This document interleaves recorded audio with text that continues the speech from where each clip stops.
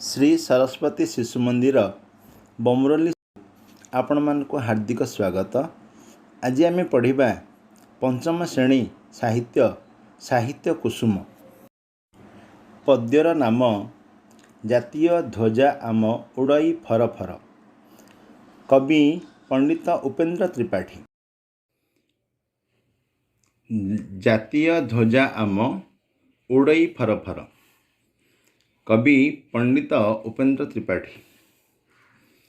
विदेशी शासन रे अधीन थिला देश, से काले भोगुथिलु केते जे आमे क्लेश। स्वाधीन आजी आमे काहाको नाही डर, जातीय ध्वजा आम उड़ई फर फर। एणिकी भल जाहा करिबु सेही काम, जातिर इतिहासे रहिब आम नाम। कर्तव्य पथ धरी होइबु अग्रसर, जातीय ध्वजा आम उड़ई फर फर। भोकिला होई आउ रहिबे नाही केही, रखिबु जाति टेक निजकु बळी देई। स्वदेश सेवा व्रत करिबु जीवनर, जातीय ध्वजा आम उड़ई फर फर। अछुआ नोही केही सभिए भाई आम, सभिंक हित पाई करिबु आमे काम।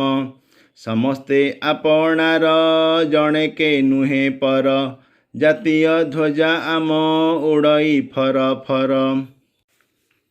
देशरे खोली देबु विविध कारखाना, जेपरि उत्पन्न होइब द्रव्य नाना। गढ़ी उठिबे पुणी असंख्य कारीगर, जातीय ध्वजा आम उड़ई फर फर। आमे जे वीर जाति नोहिबु नाही मथा, करिबु प्राण देई कहिबु जेउ कथा। मरते खेलाइबु सुषमा सरगर, जातीय ध्वजा आम उड़ई फर फर। ज्ञान विज्ञाने आमे नहिबु काहा पछ, प्रतिज्ञा कर भाई जेउठी जिए अछ।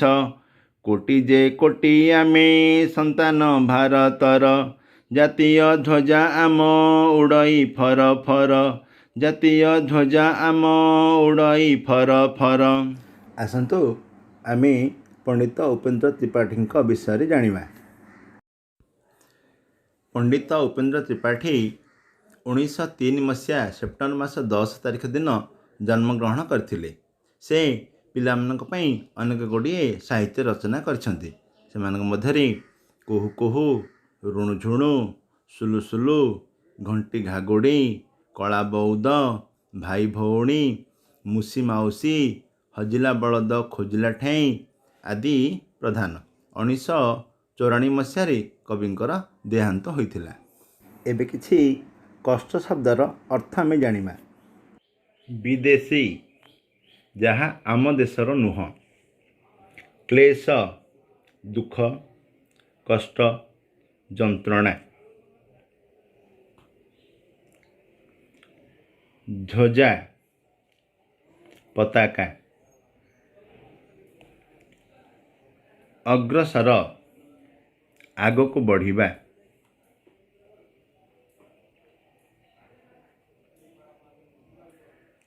सभिए समस्ते। उत्पन्न उत्पन्न सृष्टि, उत्पत्ति। द्रव्य जिनिस।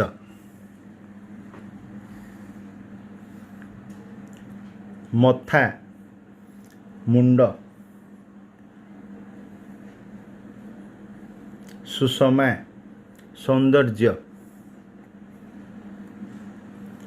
मरते पृथ्वी रे बा मर्त्य रे। आम देश भारत। भारत आमर माता सदृश। आमी प्रत्येक नागरिक भारतर संतान।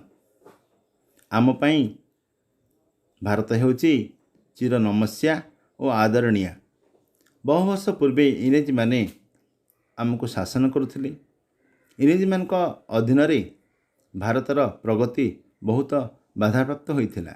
ଶେଷରେ ବହୁତ ସ୍ୱାଧୀନତା ସଂଗ୍ରାମୀଙ୍କ ବଳିଦାନରେ ଆମ ଦେଶ 1947 ମସିହା ଅଗଷ୍ଟ 15 ତାରିଖ ଦିନ ସ୍ୱାଧୀନ ଲାଭ କରିଥିଲା ଏବଂ ଆମର ଜାତୀୟ ପତାକା ତିରଙ୍ଗା ଧ୍ୱଜା ଉଡ଼ାଯାଇଥିଲା। ବହୁ ବର୍ଷ ପୂର୍ବେ ଭାରତ ଇଂରେଜମାନଙ୍କର ଶାସନର ଅଧୀନରେ ଥିଲା। ସେହି ସମୟରେ ଭାରତୀୟମାନେ ଅନେକ ଦୁଃଖ କଷ୍ଟ ଓ ଅତ୍ୟାଚାର ସହିଥିଲେ। ଇଂରେଜ ଶାସନରୁ ଭାରତ ମୁକ୍ତ ହୋଇଥିଲା। ଆଜି ଆମେ ସ୍ୱାଧୀନ, ଆମର ଆଉ କାହାକୁ ଡର ନାହିଁ। ତେଣୁ ଆମର ତିରଙ୍ଗା ପତାକା ଆଜି ଆକାଶରେ ଫର ଫର ହୋଇ ଉଡ଼ୁଛି। ବର୍ତ୍ତମାନ ଆମେ ଭଲ କାମ କରି ଜାତୀୟ ଇତିହାସରେ ଆମର ନାମ ଓ ଯଶ ରଖିବା। ଆମ କର୍ତ୍ତବ୍ୟ ପଥରେ ଆମେ ଆଗେଇ ଚାଲିବା। ଆମ ଦେଶରେ ଆଉ କେହି ଦରିଦ୍ର ହୋଇ ରହିବେ ନାହିଁ। ସମସ୍ତଙ୍କୁ ଖାଦ୍ୟ ବସ୍ତ୍ର ମିଳିବ। ନିଜର ପ୍ରାଣ ବଳି ଦେଇ ଆମେ ଦେଶ ଓ ଜାତିର ମହତ ରଖିବା। ଦେଶ ସେବାକୁ ନିଜ ଜୀବନର ବ୍ରତ କରିବା। ଆମେ ସମସ୍ତେ ଭାଇ ଭାଇ। ଆମ ଭିତରେ କେହି ଛୁଆଁ ଅଛୁଆଁ ନୁହେଁ। ଆମେ ସମସ୍ତଙ୍କର ମଙ୍ଗଳ ପାଇଁ କାମ କରିବା। ସମସ୍ତେ ଆମର ନିଜର, କେହି ଆମ ପାଇଁ ପର ନୁହେଁ। ଆମେ ସମସ୍ତେ ଗୋଟିଏ ମାଆର ସନ୍ତାନ। ଆମ ଭିତରେ କିଛି ଭେଦଭାବ ନାହିଁ। ଆମେ ଏହି ସ୍ୱାଧୀନ ଭାରତରେ ଉନ୍ନତି ପାଇଁ ଆମେ ଅନେକ କଳକାରଖାନା ସ୍ଥାପନ କରିବା। ସେହି କାରଖାନାରେ ବିଭିନ୍ନ ପ୍ରକାର ଦ୍ରବ୍ୟ ଉତ୍ପନ୍ନ ହେବ। ଅନେକ କାରିଗର ସେହି କାରଖାନା ଗୁଡ଼ିକରେ ବିଭିନ୍ନ ପ୍ରକାର ଦ୍ରବ୍ୟ ତିଆରି କରିବେ। ଆମ୍ଭେମାନେ ବୀର ଜାତି। ଆମେ କାହା ଆଗରେ ମୁଣ୍ଡ ନୁଆଁଇବା ନାହିଁ। ଯେଉଁ କଥା କହିବା ତାହା ପ୍ରାଣ ଦେଇ ମଧ୍ୟ ପାଳନ କରିବା। ପୃଥିବୀ ପୃଷ୍ଠକୁ ସ୍ୱର୍ଗ ପରି ସୁନ୍ଦରତାରେ ଭରିଦେବା। ଆମେ ଭାରତ ମାତାର କୋଟି କୋଟି ସନ୍ତାନ।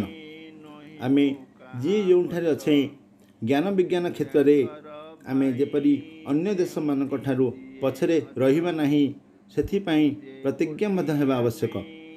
ଜ୍ଞାନ ବିଜ୍ଞାନ କ୍ଷେତ୍ରରେ ଅଗ୍ରଗତି କରି ଆମେ ସମସ୍ତଙ୍କୁ ଜଣାଇ ଦେବା ଯେ ଭାରତୀୟମାନେ କୌଣସି ଗୁଣରେ କାହାଠାରୁ କମ୍ ନୁହନ୍ତି। ଆମ ଜାତୀୟ ପତାକା ସବୁବେଳେ ଫର ଫର ହୋଇ ଉଡ଼ୁଥିବ।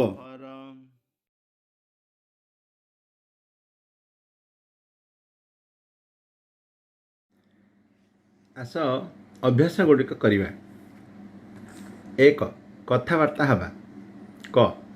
ଆମ ଦେଶ ପରାଧୀନ ଥିବାବେଳେ କ'ଣ ଅସୁବିଧା ହେଉଥିଲା? ଆମ ଦେଶ ପରାଧୀନ ଥିଲାବେଳେ ଆମେ ବିଦେଶୀମାନଙ୍କର ଅତ୍ୟାଚାର ସହି ଅତି ଦୁଃଖରେ ଦିନ କାଟୁଥିଲୁ। ତେଣୁ ଆମ ଦେଶର ଉନ୍ନତି ହୋଇପାରୁନଥିଲା। ଖ. ଦେଶ ସ୍ୱାଧୀନ ହେବା ପରେ ଆମେ କେଉଁ କାମ କରିପାରିବା ବୋଲି କବିତାରେ କୁହାଯାଇଛି? ଦେଶ ସ୍ୱାଧୀନ ହେବା ପରେ ଆମେ ଆମର କର୍ତ୍ତବ୍ୟ କରିବା ସହିତ ଉନ୍ନତି ପଥର ଯାତ୍ରୀ ହେବା। ଆଉ କେହି ଯେପରି ଭୋକରେ ନ ରହିବେ ସେଥିପ୍ରତି ଧ୍ୟାନ ଦେବା। ସମସ୍ତଙ୍କର ହିତ ପାଇଁ କାମ କରିବା। ଦେଶ ସେବାକୁ ଆମ ଜୀବନର ବ୍ରତ ରୂପେ ଗ୍ରହଣ କରିବା କଥା କବିତାରେ କୁହାଯାଇଛି। ଗ. ଜାତିର ଟେକ ରଖିବା ପାଇଁ ଆମକୁ କ'ଣ କରିବାକୁ ପଡ଼ିବ? ଜାତିର ଟେକ ରଖିବା ପାଇଁ ଆମେ ସବୁ ଭେଦଭାବ ଭୁଲି ସମସ୍ତଙ୍କର ମଙ୍ଗଳ ପାଇଁ କାମ କରିବା। ଆମ ଦେଶରେ ଯେପରି କେହି ଭୋକିଲା ନ ରହନ୍ତି ସେଥିପ୍ରତି ଦୃଷ୍ଟି ଦେବା ଏବଂ ଦେଶ ପ୍ରେମର ବହ୍ନି ହୃଦୟରେ ଜଳାଇବା। ସ୍ୱଦେଶ ସେବାକୁ ନିଜ ଜୀବନର ବ୍ରତ କରିବା। ନିଜର ପ୍ରାଣ ବଳି ଦେଇ ଦେଶ ଓ ଜାତିର ମହତ ରଖିବା।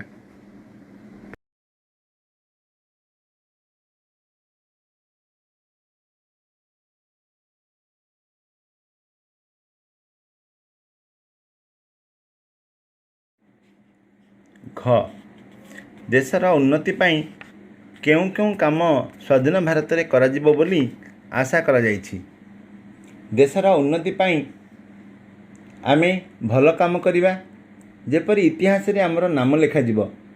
निज जीवन विनिमय देश और जातिर टेक रखिबा, देशरू खाद्यभाव दूर करवा, छुआ अछुआ भेदभाव रखिबा नहीं, देश में नुआ नुआ कलकारखाना मान स्थापन करी अनेक द्रव्य उत्पादन करवा, आम देशर स्वाधीनता को बजाय रखापी आवश्यक है आम प्राणबली देवा एवं ज्ञान विज्ञान क्षेत्र में आम उन्नति करवा।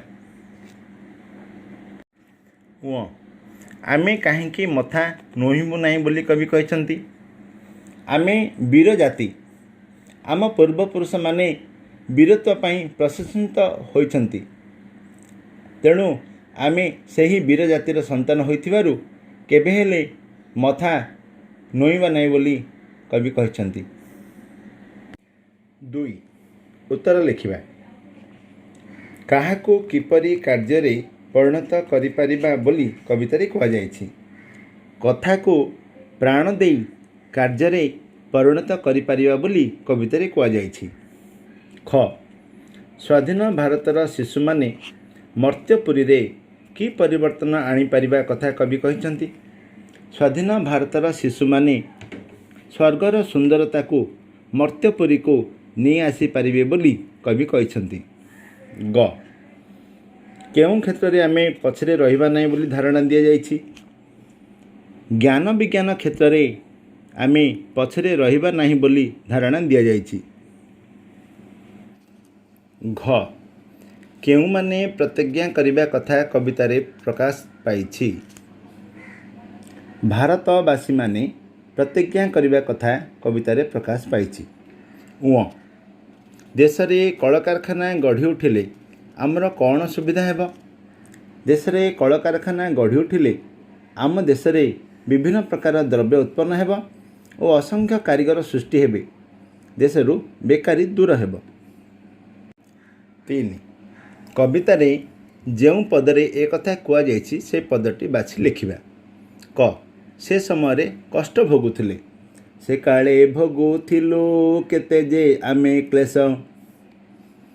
ख देश सेवा को जीवनर व्रत करिबा। स्वदेश सेवा व्रत करिबो जीवनर। ग समस्तଙ୍କ ପାଇଁ ଭଲ କାମ କରିବା। सभिଙ୍କ हित ପାଇଁ करिबो आमे काम। घ बहु जिनिष सृष्टि हेब, जेपरि उत्पन्न होइब द्रव्य नाना।